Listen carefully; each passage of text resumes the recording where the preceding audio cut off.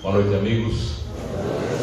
Que a paz de Jesus esteja conosco, que tenhamos uma noite agradável, serena, boas reflexões.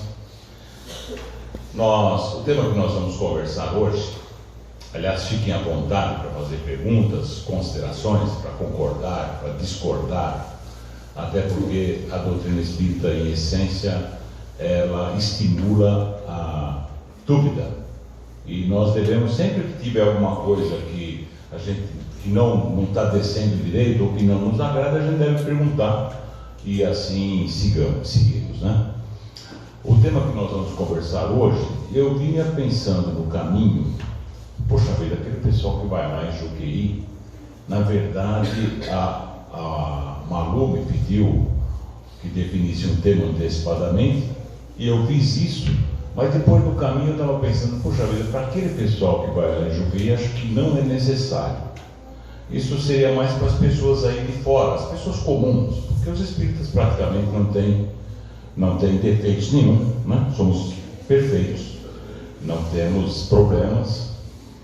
E porque nós vamos falar hoje das pessoas que se queixam, das pessoas que reclamam, que não é o caso de nenhum de nós, com certeza. Aliás, para confirmar que eu realmente deveria ter escolhido um outro tema, aquela senhora que está lá no fundo, aquela senhora loira, como a senhora chama? Francisca. Então, eu estava com essa dúvida. Aí a dona Francisca chegou ali, o Leonardo perguntou, como é que você está? Eu estou ótima. Eu não tenho problema nenhum, não tenho nada a pedir, só agradecer. Eu falei, pronto, tá vendo? Escolhi mal mesmo. Não foi, dona Francisca? A senhora falou mesmo? Não.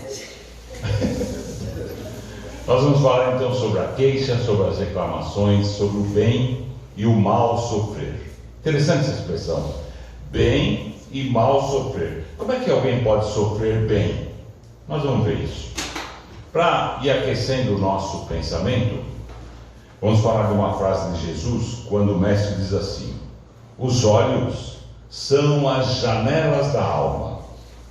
Se os seus olhos forem bons, você estará iluminado. Mas se seus olhos forem maus, você estará em trevas. Olha que lindo isso. Ou seja, depende do nosso olhar, de como a gente vê o mundo, as coisas, as pessoas, as situações. Depende do nosso olhar. Você pode iluminar-se ou viver em trevas. E sob essa perspectiva, o que será que estamos emitindo? Cada um de nós. Estamos emitindo mais luz ou sombras? Vibrações boas ou más? Saudáveis ou enfermas? Porque, meus amigos, pensamos o tempo todo. Ninguém consegue parar de pensar. Se eu pedir para vocês, para de pensar, não tem como, né? Agora, o nosso pensamento é matéria. Isso é comprovado pela ciência. Matéria eletromagnética. E aí, essa matéria, o pensamento, gera em cada um de nós uma atmosfera pessoal, que no meio espírita a gente chama de psicosfera, e dependendo da qualidade do que pensamos, na média do que pensamos, define exatamente como é essa psicosfera. E é isso que define o que nós somos perante o mundo espiritual. Porque, meus amigos, a população de espíritos desencarnados do planeta Terra é da ordem de 4 vezes a de encarnados. 4 vezes. Então, se nós temos cerca de 7 bilhões e meio de irmãos encarnados no planeta, temos cerca de 30 bilhões de irmãos que também moram na Terra, igualzinho a gente. A única diferença é que no momento se encontram numa dimensão, no plano espiritual, que, aliás, lamento dar essa notícia, todos vocês também irão para lá, todo mundo que está aqui vai morrer, né? E acho que eu também, até o Leonardo. E aí, quem não falou que cada meia hora que ele fica aí? E aí, é só uma questão de mudança de dimensão, mas a comunicação entre os espíritos, e nós somos espíritos, é pelo pensamento. Ou seja, aqui quando a gente está encarnado, a gente tem uma série de máscaras, de verniz social, uma série de situações, e a gente não sabe exatamente o que o outro está pensando, mesmo que ele esteja dizendo uma coisa diferente, mas os espíritos sabem. E através dessa psicosfera que a gente desenvolve o tempo todo, não é? A gente atrai para junto de nós as companhias espirituais exatamente compatíveis com a qualidade dessa psicosfera, dessa atmosfera pessoal. Ou seja, quando a gente vai no atendimento fraterno, não é? Na casa espírita, por exemplo, ou o colega da casa espírita fala assim, sabe o que é? Você está aí com um obsessor, já viram isso, né? E alguns falam que está com encosto. Aí a gente pensa assim, nossa, mas eu sou tão legal, eu faço, né? E aí tem esse espírito aí me atrapalhando. Meus amigos, sempre que há um processo obsessivo, são no mínimo 2 espíritos enfermos. Os irmãos que de alguma maneira estão conosco atrapalhando a nossa vida, só estão aí porque nós os atraímos. Não é azar. Deus não permitiria que, se você não tivesse compatibilidade, merecimento para estar com esse tipo de companhia, você não estaria. Então, as nossas companhias espirituais são exatamente aquelas que atraímos com o nosso pensamento. E sob essa ótica, como é que a gente está encarando a nossa vida? O fato, vocês conhecem, agora brincadeiras à parte, vocês conhecem pessoas que permanentemente têm uma visão pessimista da vida. São aquelas pessoas que é o seguinte, você vai falar alguma coisa, fala, não, mas não vai dar certo. É difícil. Mas e se? Né? Tem sempre o mas e se? Pronto, aí já derrubou, né? Eu vou contar para vocês uma história fictícia de 2 pessoas. Uma com uma visão pessimista da vida, outra com uma visão iluminada. A visão pessimista é a da dona Dolores, uma senhora. E a visão otimista é do senhor Felício. Dolores, né? Felício. Dona Dolores se sentia mal amada. O marido não lhe dava atenção. Os filhos a desrespeitavam. Os vizinhos eram todos ruins, invejosos. As pessoas eram hipócritas, falavam mal dela, não tinha amigos, a cidade era ruim e vai por aí. Esse era o mundo, era o pensamento de Dona Dolores. Desculpe. Aliás, já viram situações assim, né? Pessoas que reclamam de tudo. Conta-se que um homem estava de mudança para uma cidade, e aí, na entrada da cidade, ele parou, tinha lá um senhorzinho com a aparência de que era um morador antigo, e ele parou, aquele que chegava, desceu do caminhão, boa tarde, como o senhor vê, estou de mudança para essa cidade, e gostaria que o senhor me falasse como é essa cidade, estou chegando hoje. Aquele homenzinho falou assim, como é a cidade da qual o senhor está vindo? O rapaz falou assim, uma porcaria, horrível, as pessoas eram hipócritas, egoístas, eu não tinha amigos, os meus filhos também não tinham amigos na escola, era horrível a cidade, eu não vi a hora de sair de lá, ainda bem que eu estou mudando. E como é essa cidade aqui? O homenzinho falou, olha, você não vai gostar, é igualzinho nessa que você está vindo. Aí o cara entrou. Algumas horas depois chegou um outro caminhão de mudança, a mesma situação, o cara desceu, boa tarde, blá, blá, blá. Como é essa cidade? Como é a cidade da qual o senhor está vindo? Maravilhosa, fantástica cidade. Eu adorava morar lá, tinha muitos amigos, era uma maravilha, minhas crianças tinham bastante amigos também. Na verdade, só estou mudando porque fui transferido do meu trabalho e então estou chegando aqui, como essa aqui. Pronto, você vai adorar, é igualzinha a essa de qual você está vindo. Não é assim? A gente associa lugares, situações ao nosso estado de espírito, quando na verdade é nosso, está aqui, ó, não é? E a dona Dolores então via tudo ruim. Se sentia muito infeliz, vibrações negativas, pesadas, em função da forma como ela via a tudo e a todos. Dona Dolores desencarnou. Em consequência do seu padrão vibratório, Dona Dolores foi habitar uma região umbralina, como vão aqueles que não forem para o jantar aqui, né? Nós já falamos. Dona Dolores ficou lá por algum tempo, nessa região infeliz, até que um dia, em sofrimento ali, consequência do seu pensamento, um dia ela teve uma nesga, um pensamento feliz, um pensamento de gratidão, de humildade, não é? Elevou o pensamento a Deus, e exatamente nesse instante ela foi socorrida, porque não há dúvida nenhuma, Jesus disse: nenhuma de minhas ovelhas se perderá. E assim Dona Dolores foi recolhida a uma região, a uma colônia espiritual de uma qualidade melhor, muito melhor do que outro lugar que ela estava, uma espécie de nosso lar, como a gente já viu o filme, o livro, né? Agora sim, Dona Dolores estava feliz. Afinal de contas, ela estava num lugar evangelizado, então, né? Não tinha essas coisas, cercada de gente boa, etc. Mas os dias se passaram e a sua lua de mel com a nova cidade não durou muito. Começaram as reclamações de sempre, Dona Dolores. Não lhe davam a atenção que merecia, as pessoas eram hipócritas, egoístas, falavam mal dela, sentia-se novamente mal amada. Mesmo que Dona Dolores, meus amigos, fosse habitar uma esfera ainda muito superior, seria a mesma coisa. O problema estava nela, não nos lugares nem nos outros. Vamos falar agora do Sr. Felício.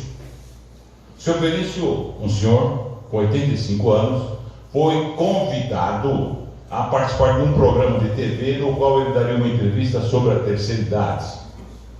Tinha 85 anos, mas aparentava 65. Jovial, alegre, comunicativo, enfim, um homem encantador. Todo mundo ficou muito impressionado com aquele homem alegre, otimista, entusiasmado. Eu gosto muito da palavra, do conceito de entusiasmo. En significa dentro. Tus é Deus em grego. Entusiasmada é a pessoa que tem Deus dentro de si. Você tem que ter entusiasmo com a vida, com as coisas. E assim era o Sr. Felício. E ele falava assim: aos 85 anos, a máquina física apresenta algumas deficiências, natural, alguns defeitos, consequência da idade. Mas meu coração está ótimo. Estou apaixonado por uma linda donzela. O apresentador falou: mas Sr. Felício, na sua idade, o senhor é apaixonado por uma donzela? Como é que é isso? Sim, meu filho, apaixonadíssimo. Todos deveriam ser apaixonados por ela. Eu sou apaixonado pela vida. Adoro viver. Agradeço a cada dia pela oportunidade da vida. Procuro desfrutá-la plenamente. Vivo o melhor que eu posso. Cultivo a alegria de viver. Mas qual é o seu segredo? Como é que o senhor pode ser tão otimista? Ele falou assim: é simples, amigo. Todas as manhãs, quando eu vou fazer a barba, converso comigo mesmo diante do espelho. E eu falo assim para mim: Felício, meu amigo, hoje você tem duas alternativas. Você vai ser feliz ou vai ser infeliz. A escolha é sua. E como eu não sou bobo, é claro que eu escolho todos os dias que eu vou ser feliz. E por isso eu sou feliz. Viu? Dona Dolores e o seu Felício. Meus amigos, nosso estado de espírito é uma decisão. É uma escolha íntima, pessoal. A gente é que decide como vamos estar. E outra coisa, a gente não deve terceirizar. Está na moda esse negócio de terceirização nos negócios? Não se deve terceirizar o nosso estado de espírito. O que é terceirizar? Você convive com pessoas, cônjuges, família, etc., colegas de trabalho na casa espírita, enfim, a convivência social e familiar.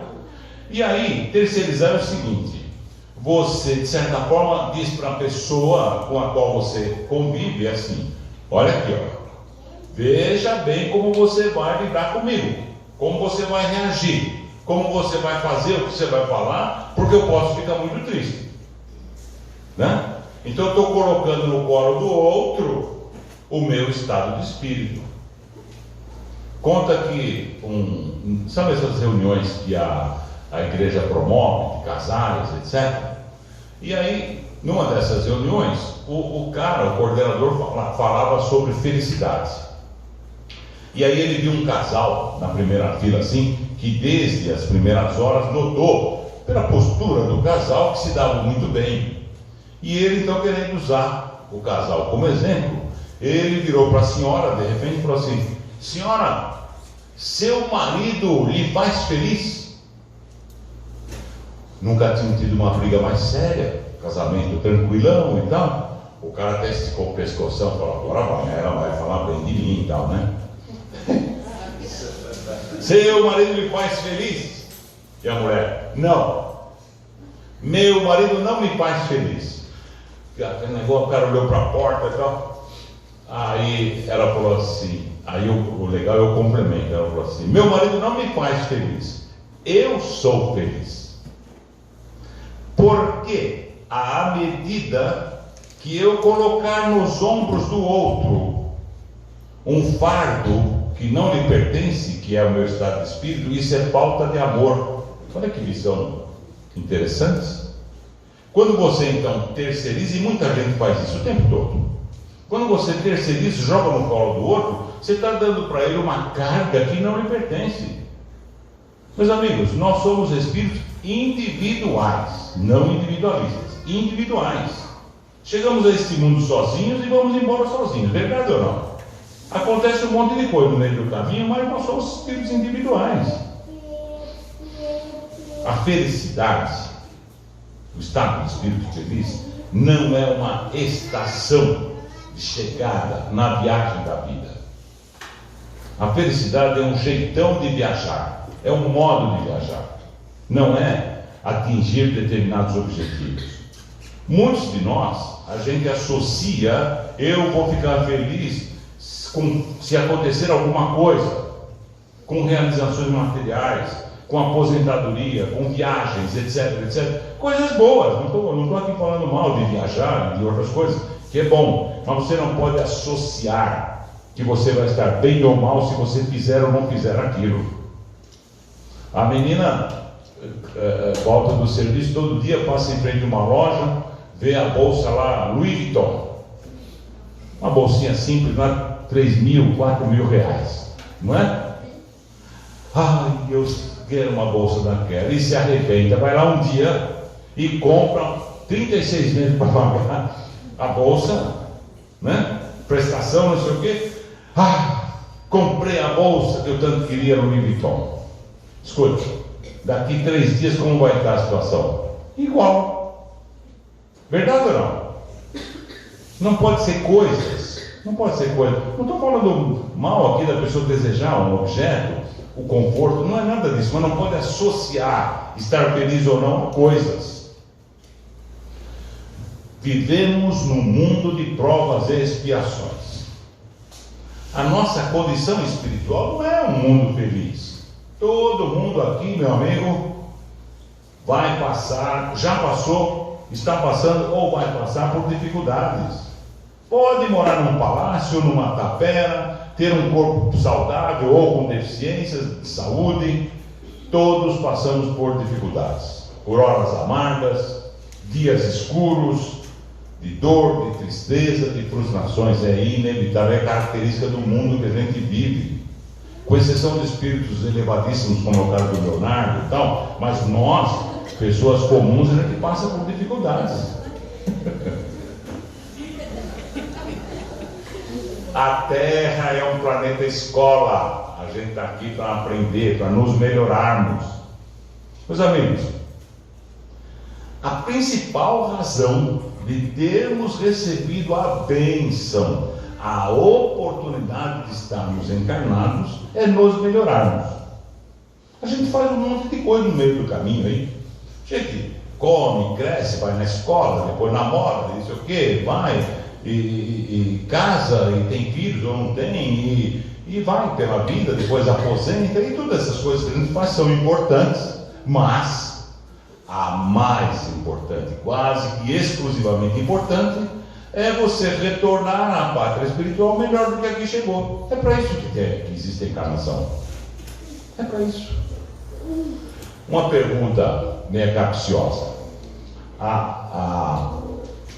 No plano espiritual, quando estamos no plano espiritual, que é a nossa pátria natural, a gente evolui ou progride? Será que a gente evolui no plano espiritual ou não? O que vocês acham? Sim? Sim? Eu disse que era capciosa, né? Pergunta. É o seguinte: no meu entender, a gente progride no plano espiritual. Progride como? Você passa a entender melhor, você tem uma visão mais ampla, inclusive da sua própria existência, dos seus erros, das suas carências, das suas imperfeições. Que aqui a gente tem máscaras, tem uma série de situações que vai encobrindo, vamos dando desculpa e tal, lá não tem jeito.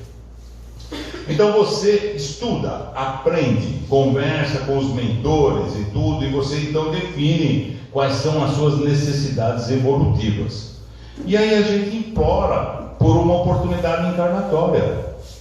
Não pense vocês que a gente está aqui porque todo mundo aqui implorou para estar aqui. Quando o menino, a menina, não, o adolescente briga com a mamãe e fala assim: porque não pedi para nascer? Pediu.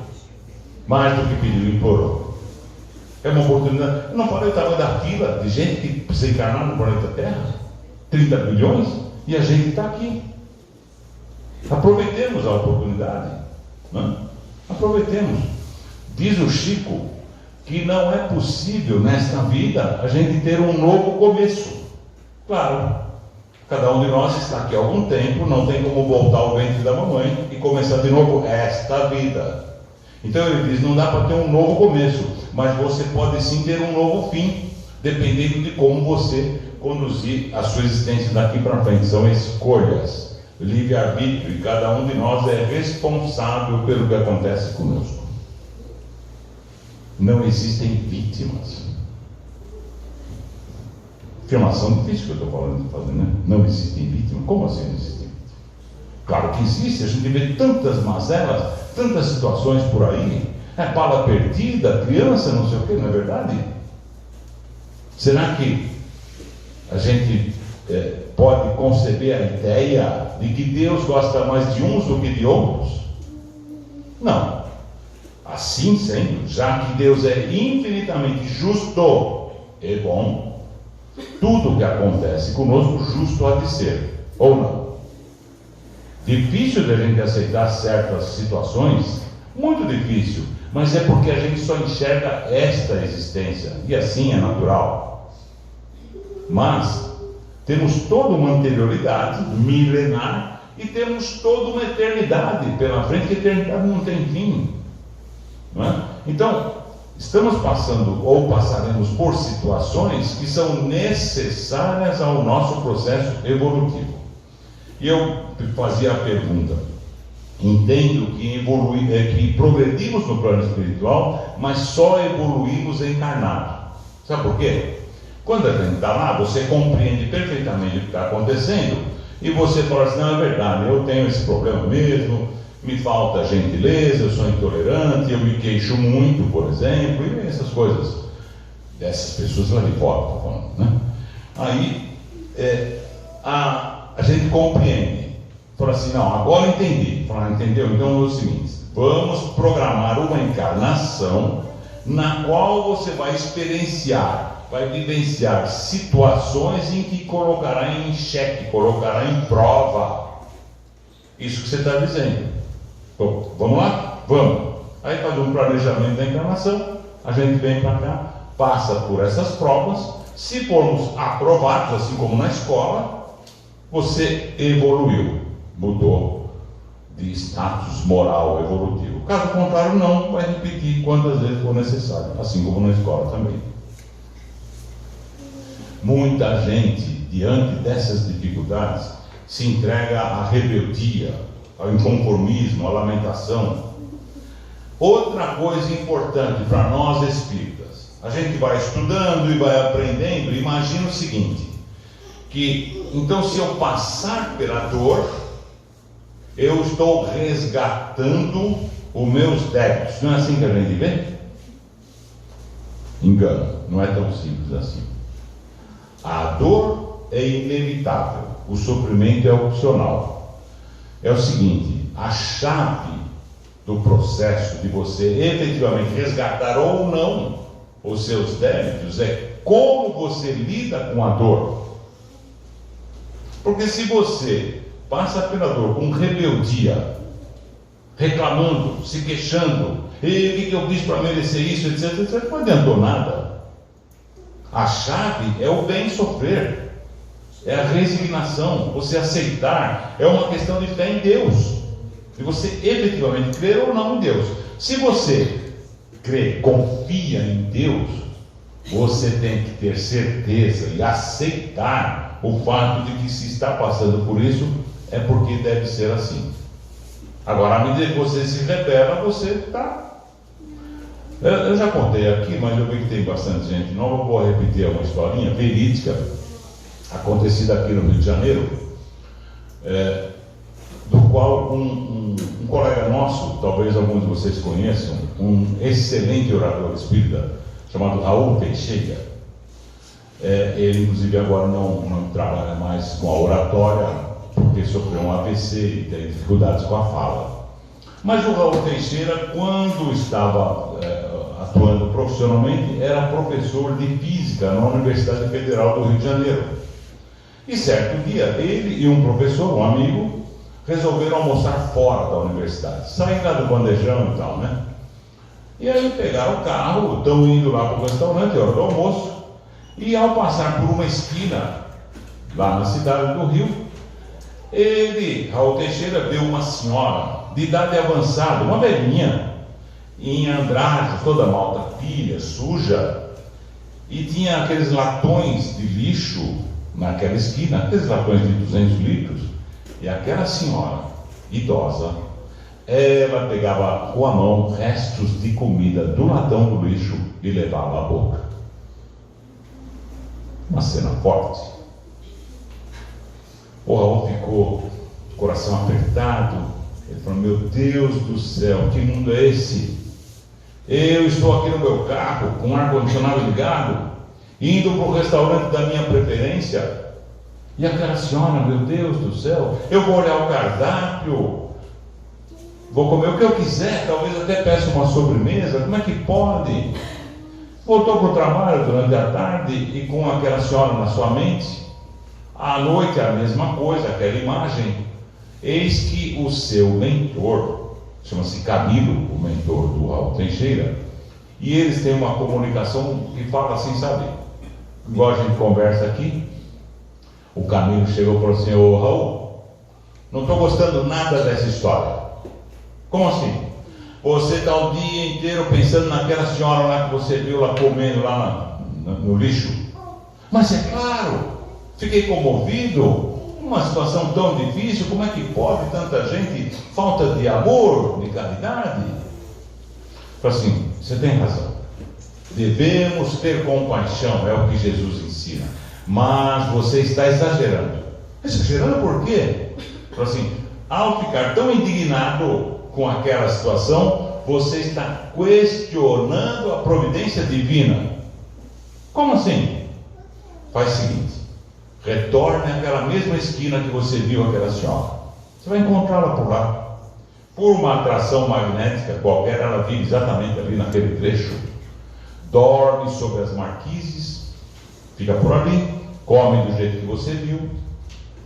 Aproveite naquela mesma esquina que ela estava comendo lá no latão de lixo. Olhe a placa que leva o nome da rua. É o nome daquela senhora na sua última encarnação. Tá bom? Rica, poderosa, humilhava e desprezava os pobres, os mendigos, entendendo-os como vagabundos. nunca deu uma migalha, desprezava-os, desencarnou. Pergunto para vocês, perante a eternidade, considerando as necessidades evolutivas que todos temos, qual era a melhor encarnação possível para aquela senhora? A melhor. O que vocês acham? Era essa. Porque quando não é pelo amor, é pela dor. Ela precisava experienciar a situação que ela desprezava nos seus irmãos para poder mudar de ideia, né? Para poder pensar diferente. Pensemos nisso. Então, quando a gente vê situações difíceis, não só as nossas como as dos outros, não estou aqui dizendo, então está assim porque não sei o que, não é isso. É a gente ter compaixão, minimizar ao máximo a dor do próximo, claro que sim, mas entender que de alguma forma, se assim é porque assim deve ser. Tenho certeza disso. Então não é o fato da gente passar pela dor que salva os nossos débitos, é como a gente lida com a dor. É uma questão de você aproveitar utilmente a dificuldade ou não. Muitos se revoltam, questionam a Deus. Mais microfone? Está dando um eco, né? Tá, esse microfone é muito bom. Não, é bom mesmo, é bem sensível. Então tem gente que questiona a Deus. Acho que eu vou desligar, gente. Questiona a Deus. Tem gente que fica até de mal com Deus, dá o dedinho, está de mal, estou bravo, né? Porque como que pode acontecer um negócio desse comigo? E o duro é o seguinte: quem convive com essas pessoas que se queixam o tempo todo, acaba sendo alvo. A gente, porque, vamos falar a verdade, a gente aguenta, mas gostoso não é, né? Então tem situações que você não consegue mudar, é o marido, a mulher, é o irmão, o cunhado, né? E sogra, né? E você então, você tem que aguentar, mas prazeroso não é. A gente quer ficar perto das flores, não dos espinhos. Não vamos ser hipócritas, né? Vai dizer que, aquela pessoa reclama o tempo todo, tudo está ruim, e eu adoro conviver com ela. Você acorda de manhã e fala assim, poxa, hoje eu acordei com uma ligeira dor de cabeça, você falando. A pessoa fala assim, e eu então? Eu estou com dor de cabeça nas costas, na perna, no estômago. Tá bom. Você está bem pior que eu. Não é verdade ou não? Estou bem mais à vontade sem o microfone. A pessoa quer estar pior que você para que atazanar a paciência. E a gente acaba sendo alvo das suas amarguras, das reclamações e da agressividade, que é uma forma agressiva, não é? Além disso, essas pessoas contaminam o ambiente à sua volta. A dor, se bem aproveitada, é uma bênção, bendita dor, porque a dor é uma oportunidade de você resolver algumas questões do seu processo evolutivo e se melhorar. A dor, se bem aproveitada, repito, é uma bênção. É muito triste essas pessoas que vivem nesse mundo desse jeito e que não aproveitam. Se não aproveitam, vai ter que passar por outras situações. Quando uma prova não é suficiente para que a pessoa mude, terá que ter uma outra ainda mais intensa. Uma vez num curso que fazia, um curso numa casa espírita, uma senhora de mais de 70 anos cunhou uma frase que eu guardei para sempre. Ela disse assim, eu é que não sou boba de perder o meu sofrimento. Não é? Aproveite o sofrimento. Joana de Ângeles, a mentora de Divaldo Pereira Franco, no livro Episódios Diários, ela diz assim, lenta, mas sistematicamente vai se arraigando na personalidade do homem o hábito infeliz da queixa e da reclamação. É hábito. O indivíduo sempre encontra motivos para estar insatisfeito. Não é? Eu estou achando que vocês conhecem alguém. Instala-se esse vício, é um vício, fixando-se no comportamento da pessoa e se torna azeda, desagradável. É um limão, né? Azeda. Agora, esse tipo de comportamento produz, diz Joana Piaget, distonias íntimas, neuroses, que abrem campo para as mais diversas enfermidades. A pessoa queixosa, essa pessoa que reclama de tudo, o tempo todo mal-humorado, ela produz uma psicosfera, nós falamos agora, né? E ela agride o seu corpo com dardos energéticos. Vou dar um exemplo aqui para vocês. O pensamento de má qualidade, eu disse que é energia eletromagnética, e é. O pensamento de má qualidade, ruim, ele é pesadão e ele tem uma onda assim grande, ó. É onda eletromagnética. O pensamento de melhor qualidade, ele é mais fechadinho. Nas esferas superiores é de alta frequência, isso é frequência, né? Então, nós temos o nosso perispírito, não é? O corpo espiritual, todos vocês já ouviram falar. Até o apóstolo Paulo, nas suas cartas, cita o corpo espiritual. Meus amigos, o corpo espiritual, o perispírito, é o nosso modelo organizador biológico e ele tem trilhões e trilhões de células, as mesmas que tem o corpo físico. E nós só temos vida no corpo físico, ânima. Meu corpo só é animado, eu estou aqui me mexendo, falando, etc. Porque cada uma das células do perispírito, meu corpo espiritual, está ligada, conectada com as células do corpo físico. Tá certo? À medida que eu desenvolvo um pensamento de má qualidade, eu agrido as células do meu perispírito, do meu corpo físico, com o meu pensamento, com uma onda inferior. Então, meu perispírito passa a vibrar numa determinada frequência, consequência da qualidade do meu pensamento. A célula do corpo físico é burra, entre aspas, mas ela está lá, numa determinada frequência. Percebe que há um descompasso vibratório entre o que eu penso e a parte física. Esse descompasso quebra o sistema imunológico. E é por aqui que entram as mais variadas doenças. Meus amigos, as principais doenças que nós temos, os cânceres e outras tantas graves, em geral, são produzidas pelo pensamento. Nós fabricamos as nossas doenças. Até porque falávamos agora que ninguém é vítima. Por que uma pessoa contrai uma enfermidade dessa natureza? Porque ela produziu. Se não foi nessa vida, foi em outra, mas que produziu, produziu. E o pensamento é o principal responsável. Hoje você visita o consultório médico com uma situação lá, ou o médico pede lá os exames, etc. E depois ele vai falar para você assim: olha, seu problema é de fundo emocional. Verdade ou não? Um terço dos diagnósticos é de fundo emocional. Nos consultórios médicos é a medicina psicossomática, né? Então, por uma questão até de inteligência, de amor conosco mesmo, vamos melhorar a qualidade do nosso pensamento e parar com esse queixume, com essa reclamação.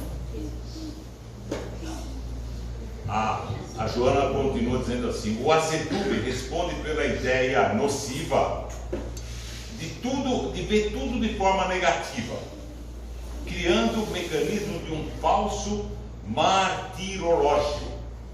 Martirológio, fui ver no dicionário o que é isso. Martirológio é o seguinte: é um suposto sofrimento de mártir, de coitado. Você pode coitado, né? Quase santificado, verdade? É uma pessoa sacrificada. sofre sem merecer. Essa é a ideia que essa pessoa quer passar. Em verdade, quem fala é Joana de Ângeles. O queixoso, normalmente, ele gosta dessa indolência. Ele tem prazer no pessimismo. Vocês certamente já encontraram pessoas, eu mesmo já encontrei na minha família, a pessoa está lá, reclama, e se você tem a ousadia de dar uma sugestão que pode resolver ou minimizar o problema, fica brava. Ela não quer a solução, ela quer o problema.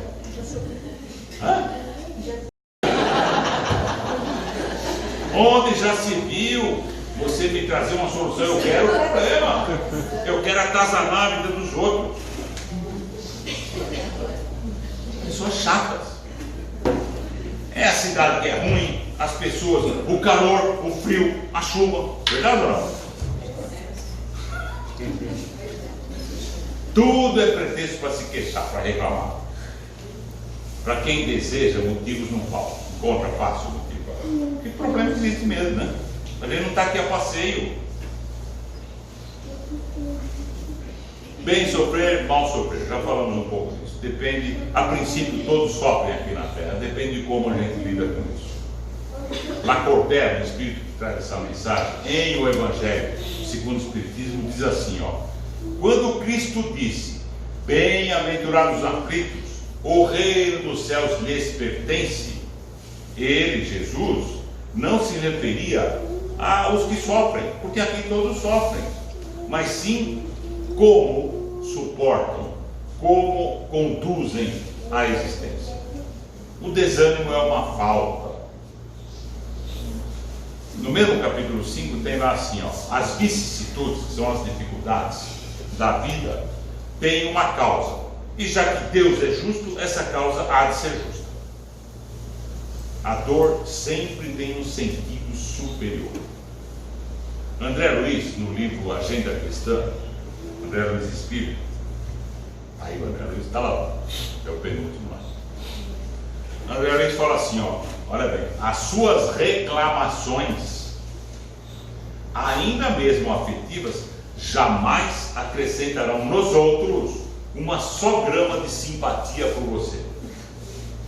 Então a pessoa fica reclamando, achando que está deixando o outro condoir, não sei o que, de jeito nenhum. Então para que serve ficar reclamando? O espírito Humberto de Campos, num dos seus livros, ele traz uma mensagem interessante. Ele diz assim, olha: se você tem dificuldade na convivência com algumas pessoas, pode ter certeza que tem muita gente que te suporta com grandes sacrifícios.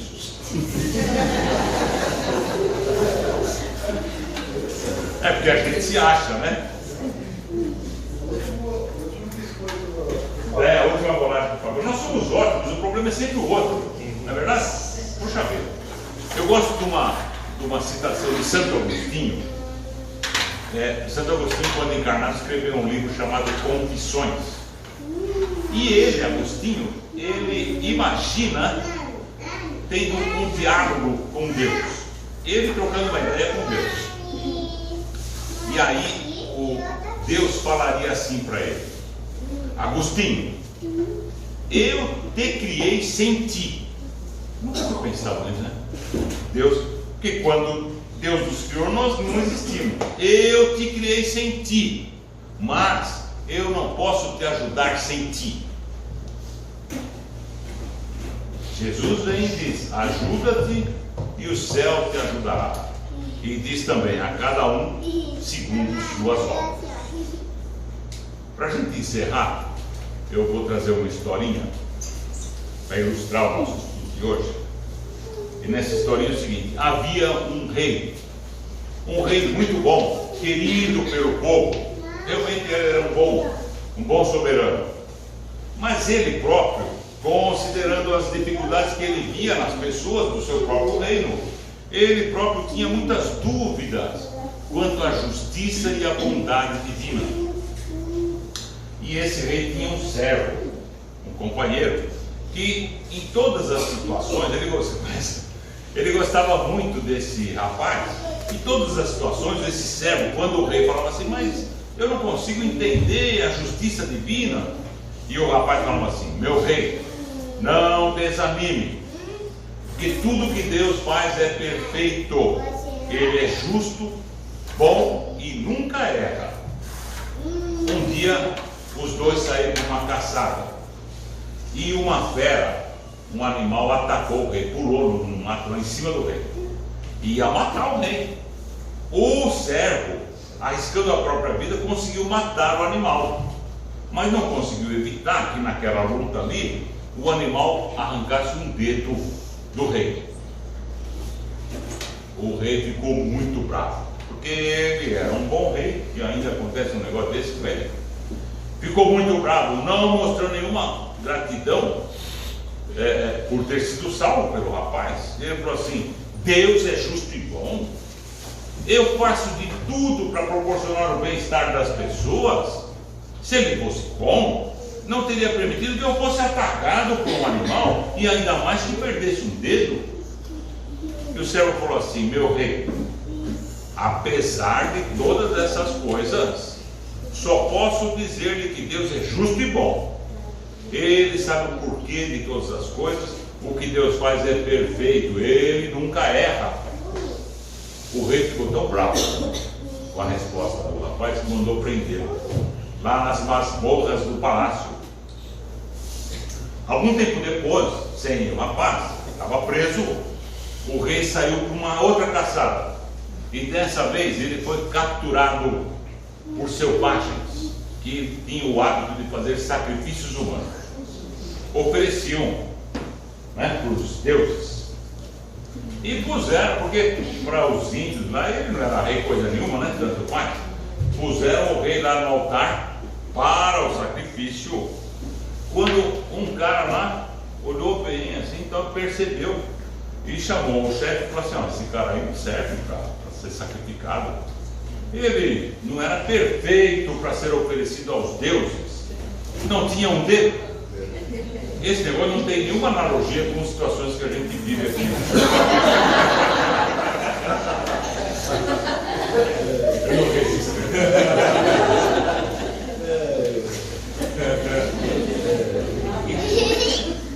Ao voltar para o palácio, ele, porque ficou feliz, mandou soltar o servo e recebeu carinhosamente, abraçou ele e falou assim: olha, meu caro, Deus foi realmente bom comigo. Escapei de ser sacrificado pelos selvagens justamente por não ter um dedo. Mas eu tenho uma dúvida. O rei, ele era muito caseiro. Se Deus é tão bom, ele ainda falou, por que ele permitiu que você, que tanto o defende, fosse preso? Olha que danado. E o servo respondeu assim: querido rei, se eu tivesse ido com o senhor nessa caçada, teria sido sacrificado no seu lugar, pois não me falta dedo algum. Por isso, lembre, tudo que Deus faz é perfeito. E é assim que a gente tem que olhar, E é verdade, A espiritualidade superior sabe o porquê das coisas, e a gente às vezes não compreende determinadas situações, mas existe sempre um plano maior direcionando as nossas vidas, e essa é a escolha que a gente tem que fazer. E para a gente encerrar mesmo, eu pensei na internet aqui algumas frases sobre essa questão da queixa e tal, eu vou trazer para vocês. Uma diz assim: o verdadeiro pessimista fica ainda mais triste por sempre ter razão, Porque é claro, ele é pessimista, a vida dele fica ruim mesmo. Ficar perto de pessoas que só reclamam esgota nossas energias. Isso é verdade. Todos já vivemos isso, Você fica mal.